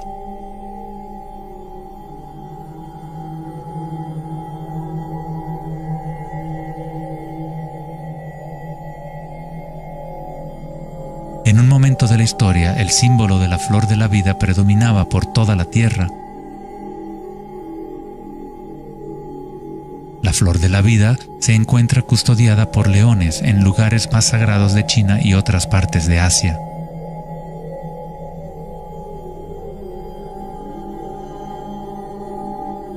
Los 64 hexagramas del I Ching a menudo rodean el símbolo yin-yang, que es otra forma de representación de la flor de la vida.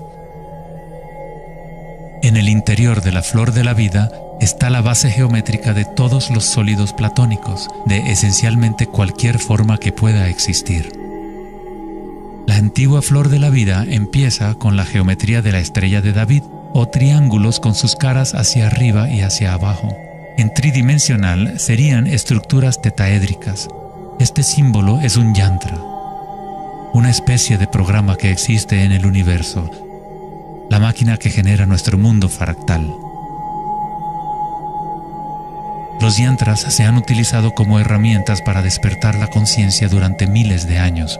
La forma visual del yantra es una representación externa de un proceso interno de desarrollo espiritual.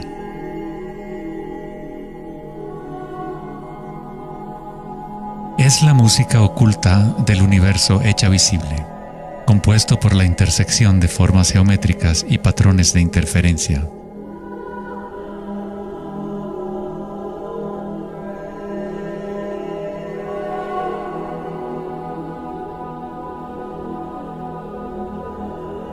Cada chakra es un loto, un yantra, un centro psicofisiológico a través del cual el mundo puede ser experimentado.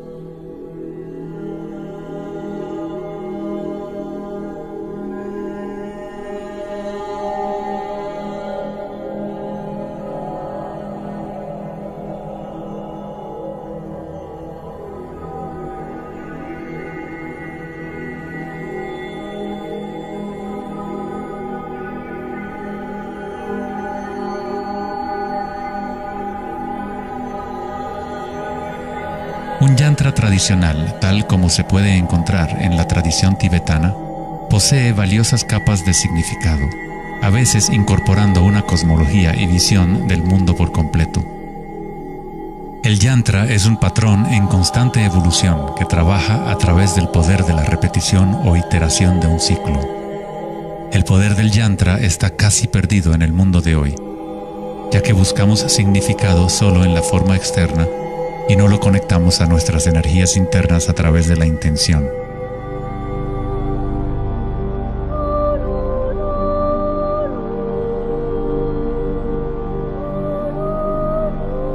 Hay una buena razón por la cual sacerdotes, monjes y yogis han sido tradicionalmente célibes. Hoy en día, apenas una fracción conoce la razón de su celibato, pues el verdadero propósito se ha perdido. En pocas palabras, si tu energía se va a consumir en producir más espermatozoides u óvulos, según sea el caso, no queda suficiente para impulsar la ascensión del Kundalini que activa los chakras superiores.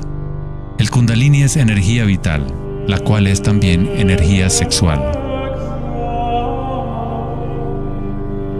Cuando la conciencia se enfoca menos en deseos animales y se coloca en los objetos que reflejan los chakras superiores, esta energía fluye de regreso a la médula espinal ascendiendo hacia esos chakras. Muchas de las prácticas tántricas enseñan a dominar la energía sexual con el fin de poder utilizarla para una mayor evolución espiritual.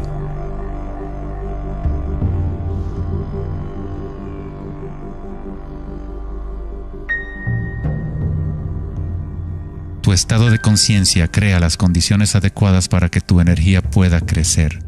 Entrar en un estado de conciencia no requiere de tiempo.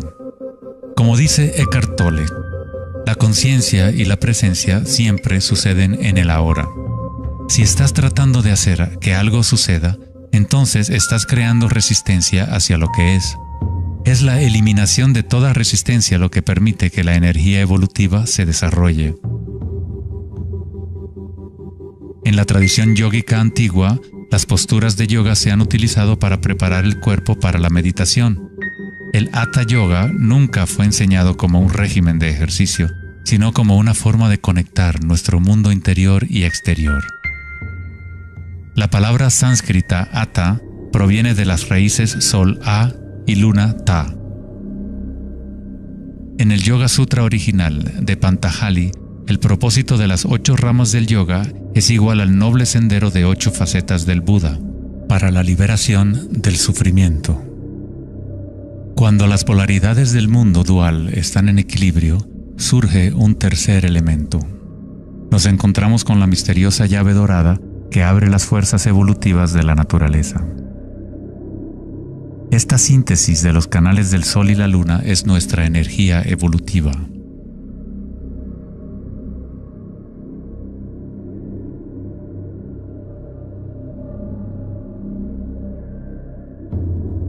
Puesto que ahora los seres humanos se identifican casi exclusivamente con sus pensamientos y con el mundo exterior, es en raras ocasiones que un individuo logra el equilibrio entre las fuerzas internas y externas, lo que permite el despertar natural del Kundalini. Para aquellos identificados solo con la ilusión, el Kundalini siempre seguirá siendo una metáfora, una idea en vez de una experiencia directa de la energía y la conciencia propias.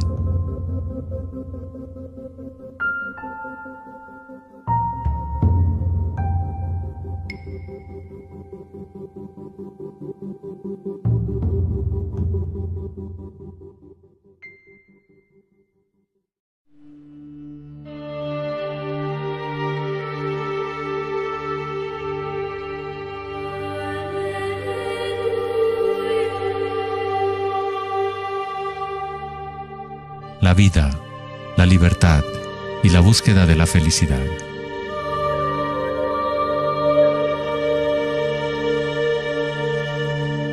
Vivimos nuestras vidas buscando la felicidad allá afuera, como si fuera una mercancía. Nos hemos convertido en esclavos de nuestros propios deseos y anhelos. La felicidad no es algo que pueda ser perseguido o comprado como un traje barato. Esto es maya, ilusión, el juego interminable de la forma.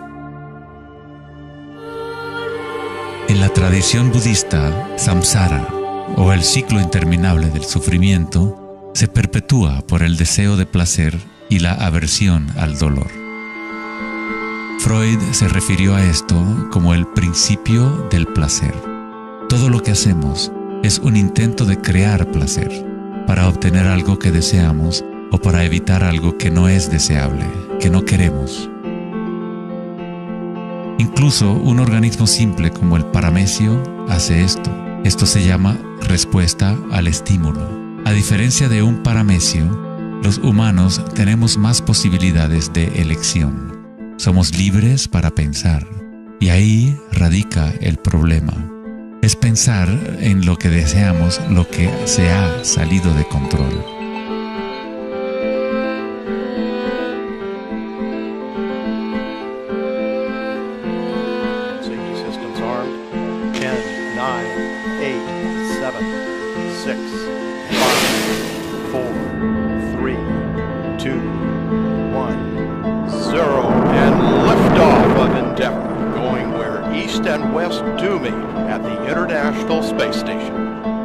El dilema de la sociedad moderna es que tratamos de entender el mundo no en términos de conciencia interna arcaica, sino cuantificando y calificando lo que percibimos como el mundo externo, a través de medios científicos y mentales.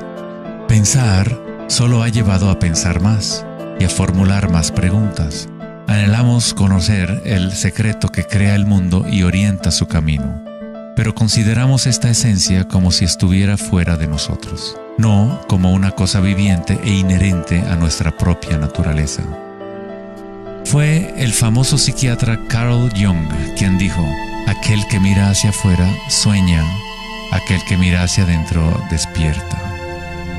No tiene nada de malo desear estar despierto, ser feliz. Lo que está mal es buscar la felicidad fuera cuando solo se puede encontrar en nuestro interior.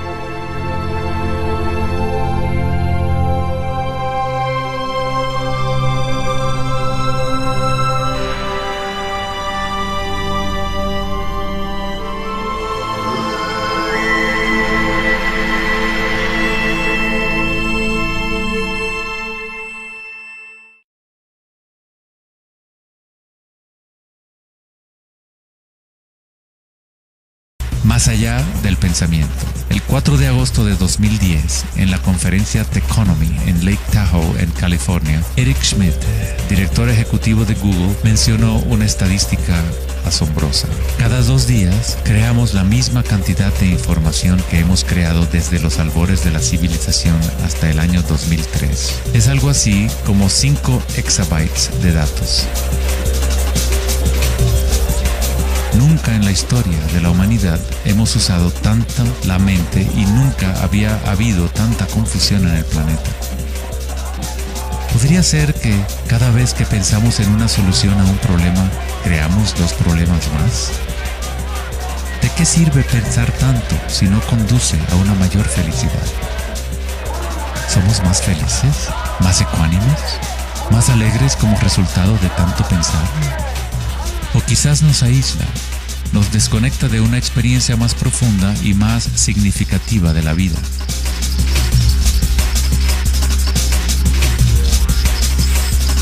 Pensar, actuar y hacer deben estar en equilibrio con el ser.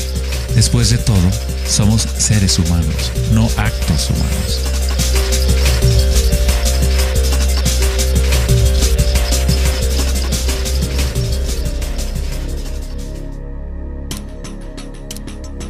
Queremos un cambio y queremos estabilidad al mismo tiempo. Nuestros corazones se han desconectado de la espiral de la vida, de la ley del cambio, mientras nuestras mentes pensantes nos conducen hacia la estabilidad, la seguridad y la pacificación de los sentidos.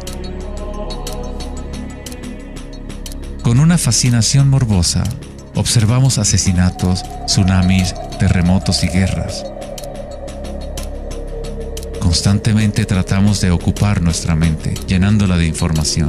Programas de televisión transmitiendo de cada dispositivo imaginable, juegos y rompecabezas, mensajes de texto y todas las trivialidades posibles.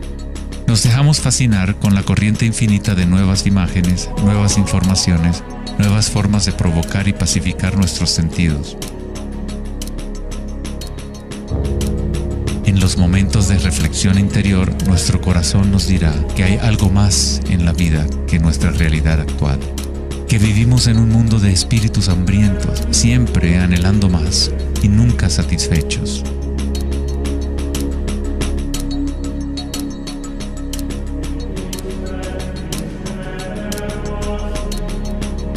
Hemos creado una vorágine de datos que vuelan alrededor del planeta para facilitar más pensamientos, más ideas sobre cómo arreglar el mundo, para solucionar los problemas que solo existen porque la mente los ha creado.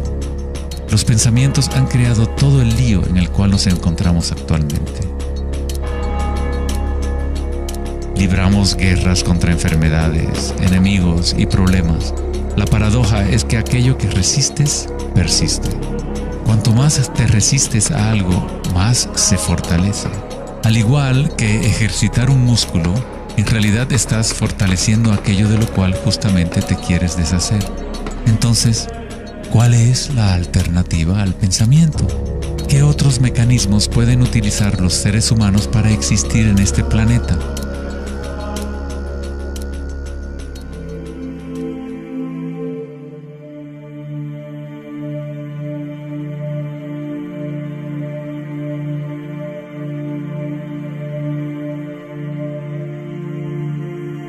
Mientras que la cultura occidental en los últimos siglos se ha centrado en la exploración de lo físico mediante el uso del pensamiento y el análisis, otras culturas antiguas han desarrollado tecnologías igualmente sofisticadas para explorar el espacio interior. Es la pérdida de nuestra conexión con nuestro mundo interior lo que ha creado un desequilibrio en nuestro planeta. El antiguo inquilino, ¿conócete a ti mismo?, ha sido reemplazado por el deseo de experimentar en el mundo externo de la forma. Responder a la pregunta ¿quién soy? No es simplemente una cuestión de describir lo que está en tu tarjeta de presentación. En el budismo, no eres el contenido de tu conciencia. No eres apenas una colección de pensamientos o ideas, porque detrás de los pensamientos está aquel que está siendo testigo de los pensamientos.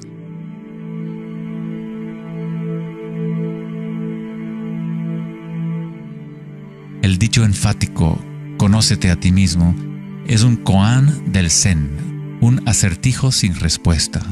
Como un perro persiguiendo su cola, es solo la identidad del ego que quiere encontrar una respuesta, un propósito.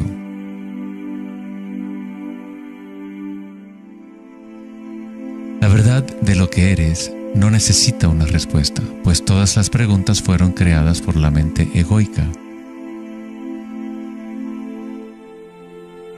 No eres tu mente.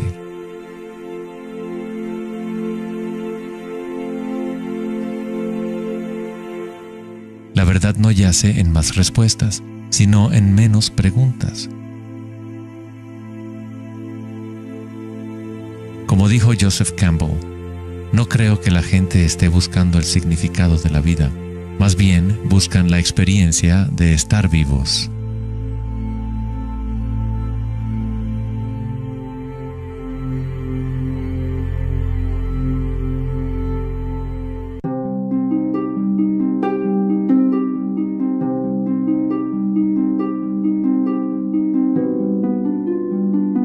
Cuando al Buda le preguntaron, ¿qué eres?, simplemente dijo, estoy despierto. ¿Qué quiere decir eso, estar despierto?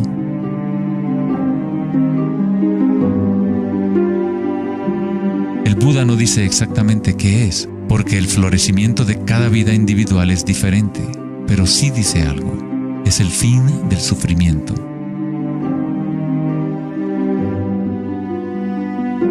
Toda tradición religiosa importante tiene un nombre para el estado de estar despierto: cielo, nirvana o moksha.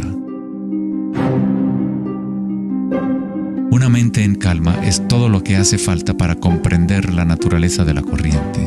Todo lo demás ocurrirá una vez que tu mente esté en calma. En esta quietud, las energías internas despiertan y funcionan sin esfuerzo de tu parte. Como dicen los taoístas, el chi sigue a la conciencia. Al permanecer en calma, uno empieza a escuchar la sabiduría de las plantas y los animales, los quietos susurros de los sueños y se aprende el sutil mecanismo por el cual los sueños se manifiestan en forma material. En el Tao Te Ching, este tipo de vida se llama Wei Wu Wei, hacer, no hacer. El Buda habló del camino intermedio como el sendero que conduce a la iluminación. Aristóteles escribió el justo medio, el punto medio entre dos extremos, como un sendero de belleza, sin demasiado esfuerzo ni tampoco muy poco. Yin y Yang en equilibrio perfecto.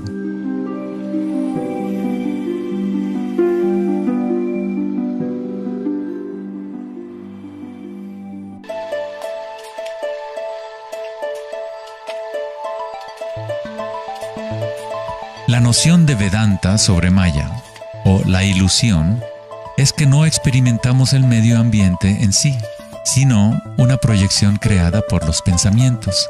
Por supuesto, tus pensamientos te permiten experimentar el mundo vibratorio de cierta manera, pero nuestra ecuanimidad interior no tiene que estar supeditada a acontecimientos externos. La creencia en un mundo externo independiente del sujeto que percibe es fundamental para la ciencia. Pero nuestros sentidos solo nos entregan información indirecta. Nuestras nociones acerca de este mundo físico creado por nuestra mente están siempre filtradas por nuestros sentidos y, por lo tanto, siempre son incompletas. Hay un campo de vibraciones que subyace en todos los sentidos. Las personas con una condición llamada sinestesia a veces sienten este campo vibratorio de diferentes maneras. Los sinestésicos pueden ver los sonidos como colores o formas, o las cualidades asociadas de un sentido hacia otro. La sinestesia se refiere a una síntesis o amalgama de los sentidos. Los chakras y los sentidos son como un prisma que filtra una serie de vibraciones. Todas las cosas del universo están vibrando a diferentes velocidades y frecuencias. El ojo de Horus se compone de 6 símbolos. Cada uno representa uno de los sentidos. Al igual que el sistema védico antiguo, el pensamiento se considera un sentido.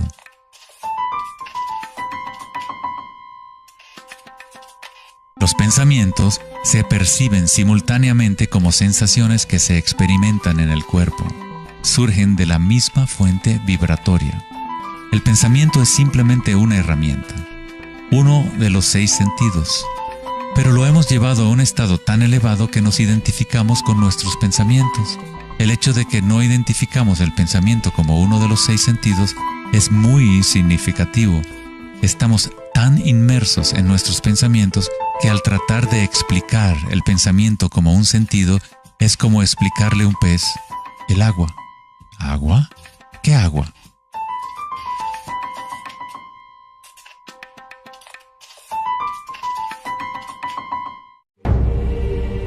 En las Upanishads se dice, no lo que el ojo puede ver, sino mediante lo cual puede ver el ojo.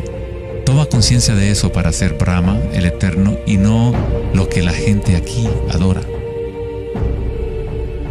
No lo que el oído puede escuchar, sino mediante lo cual puede escuchar el oído. Toma conciencia de eso para ser Brahma, el Eterno, y no lo que la gente aquí adora.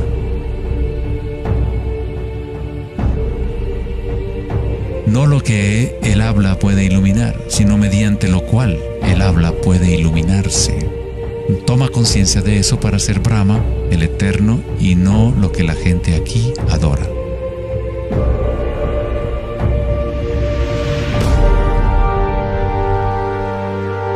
No lo que la mente puede pensar, sino por lo cual la mente puede pensar. Toma conciencia de eso para ser Brahma, el Eterno, y no lo que la gente aquí adora.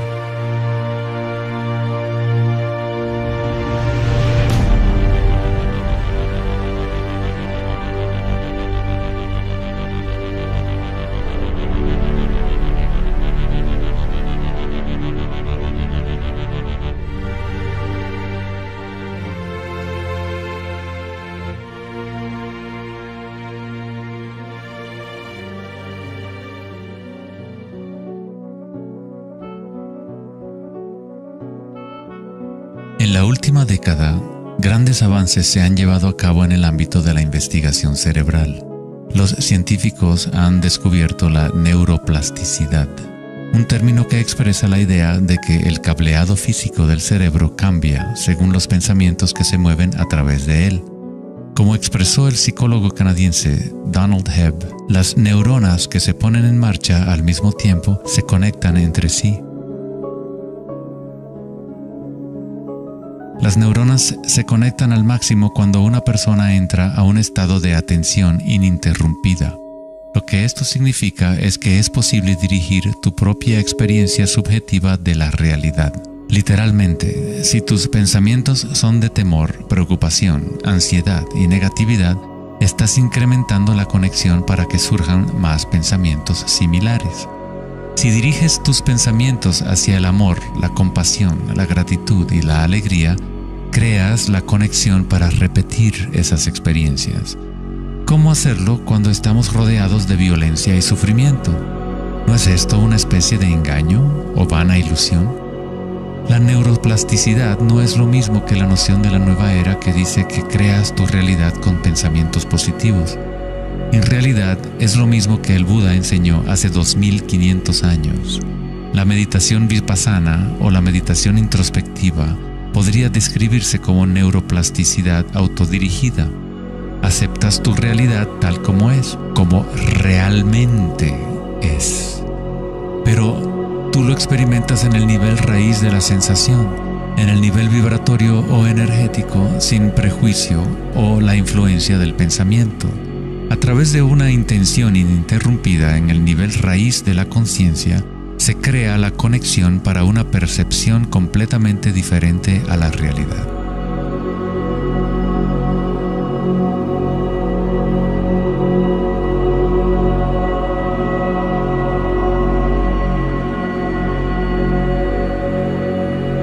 La mayor parte del tiempo lo entendemos al revés. Estamos permitiendo constantemente que las ideas sobre el mundo exterior conformen nuestras redes neuronales, pero nuestra ecuanimidad interior no tiene que estar supeditada a acontecimientos externos. Las circunstancias no importan, solo mi estado de conciencia importa. Meditación en sánscrito significa estar libre de cualquier tipo de medición o evaluación, libre de toda comparación, de todo devenir. No estás tratando de convertirte en algo más, estás de acuerdo con lo que es. La forma de superar el sufrimiento del reino físico es aceptándolo por completo, decirle que sí a todo para que se convierta en parte tuya en vez de tú ser parte de eso.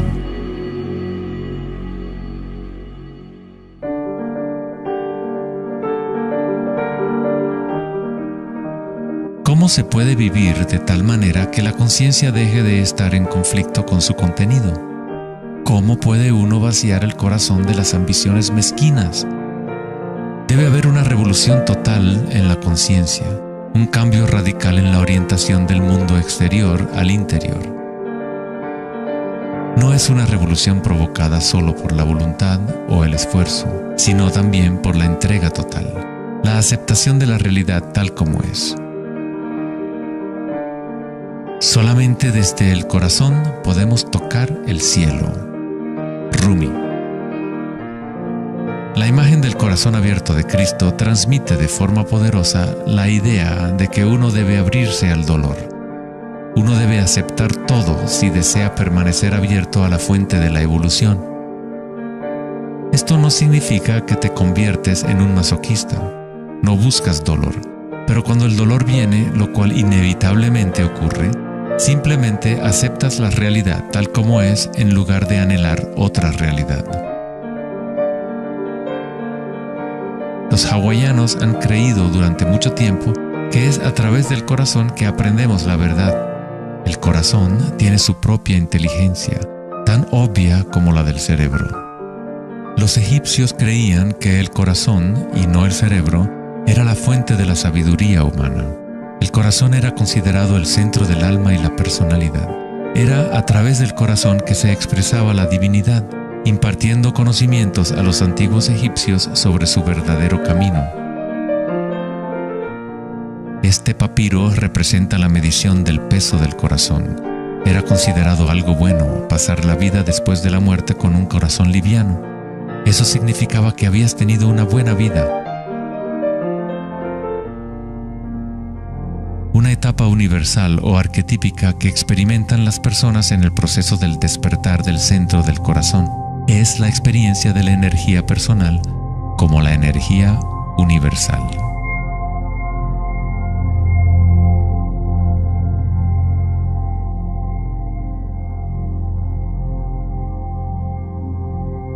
Cuando te permites sentir este amor, ser este amor, cuando conectas tu mundo interior con el mundo exterior, entonces todo es uno.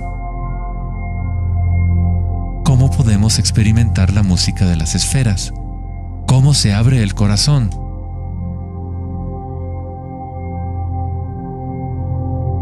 Sri Ramana Maharshi dijo: Dios habita en ti, como tú, y no tienes que hacer nada para ser consciente de Dios o de ti mismo. Ya es tu estado verdadero y natural. Solo abandona toda búsqueda, dirige tu atención hacia adentro y sacrifica tu mente al único ser irradiando en el corazón de tu propio ser. Para que esto sea tu experiencia que vives en el presente, el autoconocimiento es el único camino directo e inmediato.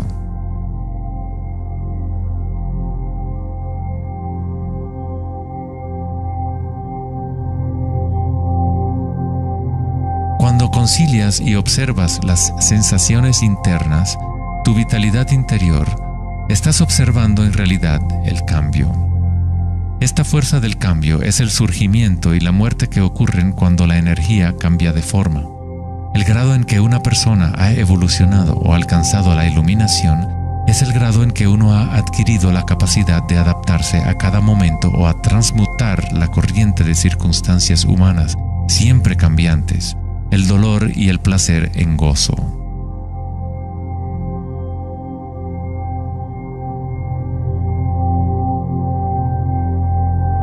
Leo Tolstoy, autor de La Guerra y la Paz, dijo que todo el mundo piensa en cambiar el mundo, pero nadie piensa en cambiarse a sí mismo.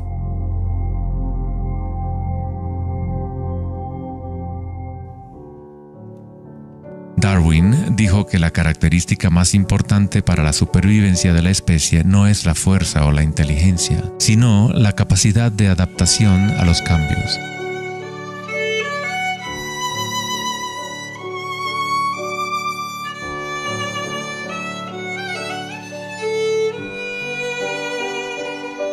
Debemos convertirnos en expertos en adaptación.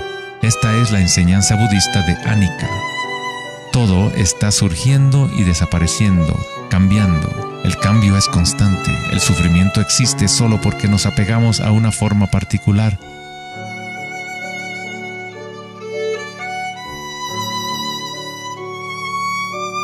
Cuando te conectas a la parte tuya que observa, con la comprensión de Anika, el gozo surge en el corazón.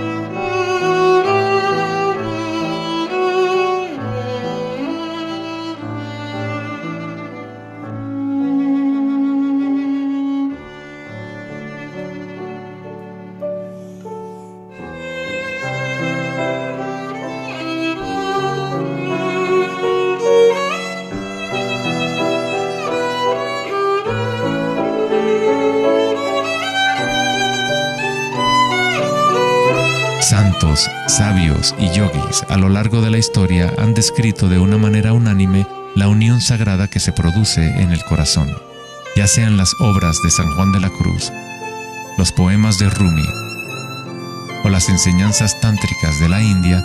Todas estas enseñanzas diferentes tratan de expresar el misterio sutil del corazón. En el corazón, esta es la unión de Shiva y Shakti, la penetración masculina en la espiral de la vida y la entrega femenina al cambio. Atestiguar y aceptar de forma incondicional todo lo que es. Con el fin de abrir tu corazón, debes abrirte a los cambios. Vivir en el mundo aparentemente sólido, danzar con él, comprometerte con él, vivir en plenitud, amar por completo, pero sabiendo que es transitorio y que, en última instancia, todas las formas se disuelven y cambian. El gozo es la energía que responde a la calma. Surge al vaciar la conciencia de todo contenido. El contenido de esta energía de gozo, producto de la calma, es la conciencia. Una nueva conciencia del corazón. Una conciencia conectada a todo lo que es.